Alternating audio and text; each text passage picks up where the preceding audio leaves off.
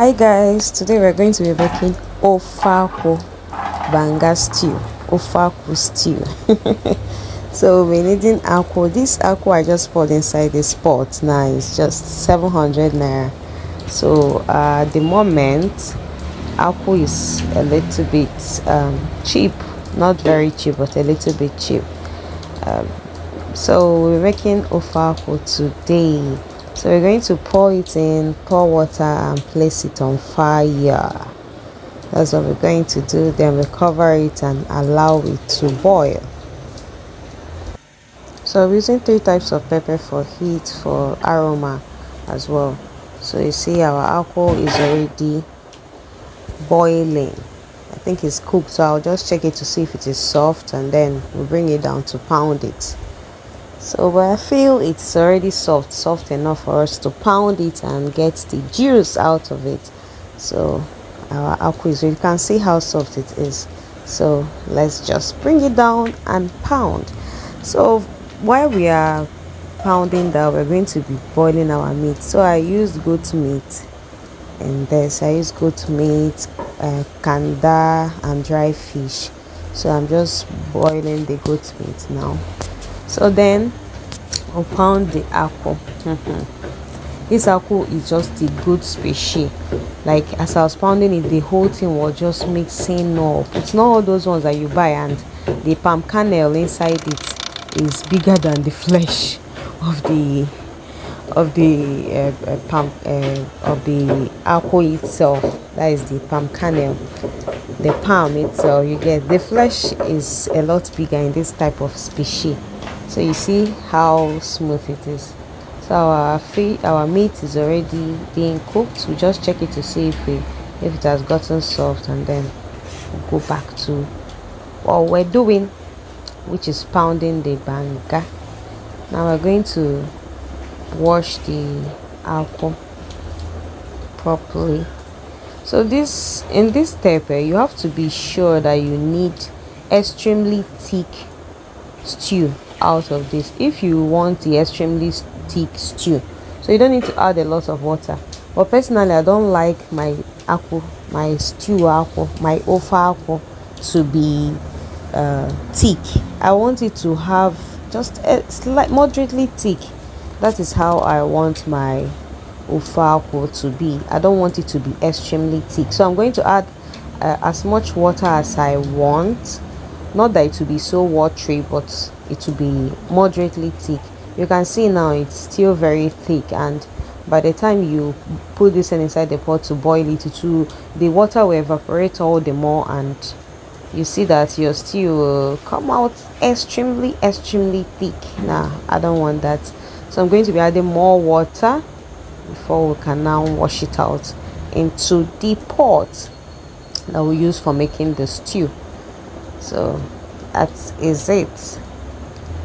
So you have to keep on mixing it all up to be sure that the whole juice enters into the water. Just keep stirring it with your hands and you'll be good to go. So I just had to bring another pot by the side that I'll be sorting it out into, because that is how we'll be able to get the juice to be separated. Now I'm left with just the palm kernel at the bottom of the mortar. So I just poured it into a sieve, and then I'll add in some water to wash out the palm kernel properly. That is just what I'm doing. This step, it just depends on you. If you want it to be thick, you don't need to do this step. Just have to keep on using your hands to sort it and then till you're through. But if you want it to be slightly thick, then by all means add in more water as you do this process. Okay, so that is how we sort this particular step. In fact, this is another like, particularly if you're making palm oil, at this step you wouldn't have just boiled it and then start sorting to make stew. You would have left this palm kernel to stay overnight or probably cool down, then use extremely cold water to sort it out. That is how you make palm oil as well. So it's not difficult. Maybe one of these days I'll make palm oil on video so that you can see it is very easy to make. So I just had to add in some water to sort it out properly, make sure that there are no juice left within the palm kernel. So we are done with that step, and then we can now start transferring it into our pot. That is just it. Okay, so you can see the stew now, not necessarily the stew, the mixture. You can see the mixture. It's slightly watery, but don't worry about that. By the time you add in your meat, that's because I checked the meat. I noticed that the skin, the flesh of the goat meat was slightly still thick, still strong. So I'm going to add it in, and then while it's boiling and cooking all the more, you see this water will evaporate completely. So if you want yours to be thick, you don't have to add in much more water. You just make it the way to the point of to the way you want it to be, how thick you want it to be. So but mine, I want it to be slightly thick, not so thick. I don't like how it looks like butter on top of my rice. yes, that's my reason. Actually, I just want it to be just slightly thick in my on top of my stew, on top of my rice, pardon me. So that is why I added in this water. You might think this water is big, but don't worry, by the time I place it on this fire and stir it, you see that it's not big. And moreover, if you even look at the plate I'm using to pour it into the sieve, you see that the thick the juice is even showing signs of being thick on that plate. So you see, I didn't make a bad decision by adding in more water. Yes, so we are done doing that. So just go back to our meat. You can see our meat is almost done, but the skin of that goat meat, it's just so strong. I have to add it into this stew itself so it can boil together. If you look at the edges of this pot, you see that it's already boiling. So I didn't just add it when it was cold. The stew was already boiling when I added in this goat meat and the kanda, so it will boil all the more. So you can now allow it to boil. You can cover it and then allow it to boil. You see? Did you see? Apart from the protein that we put into this stew is relatively cheap to make. With 2,000 naira, if you're not adding meat at all, 2,000 naira, you can make this stew and it will still come out nice as this. This one was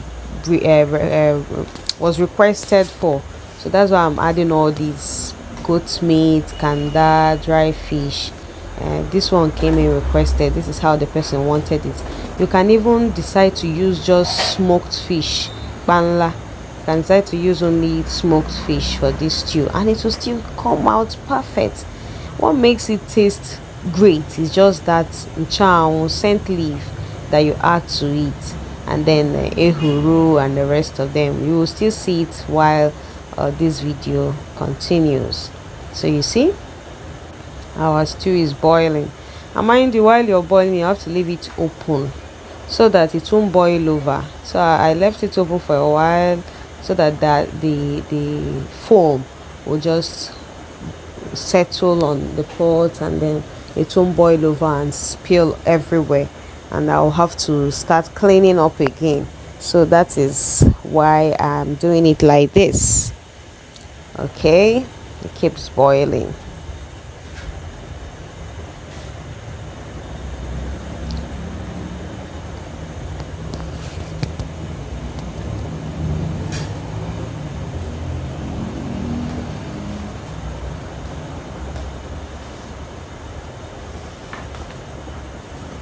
You can see how everything is just boiling.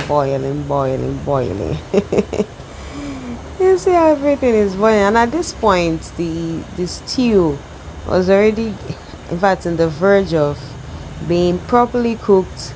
You can look at the spatula I'm using. See, the thing is gradually getting thicker. So I had to add in my blended peppers so that it will all boil together, and the water that I used in blending it will also evaporate alongside the stew. So you can see the whole thing. I just mixed it up. And then I added in my dry fish that I've cleaned out. You can add in as much fish as you want, as much animals as you want, as much gallop as you want. This just came in requested. This was what the person wanted: dry fish, goat meat, and kanda. So that is how I'm cooking it. So in a plate, I've already poured in my ground crayfish, ehuru, and seasoning cubes. So I'll just add it in all at once. Okay, so that's just what I added in now.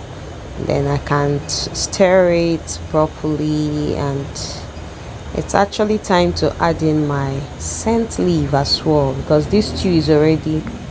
In short, it's ready. There's nothing else left apart from this scent leaf. So just add in the scent leaf and we are good to go. Just allow it to simmer for a while, and then we can bring it down to serve. Yes, our stew is so ready, you see.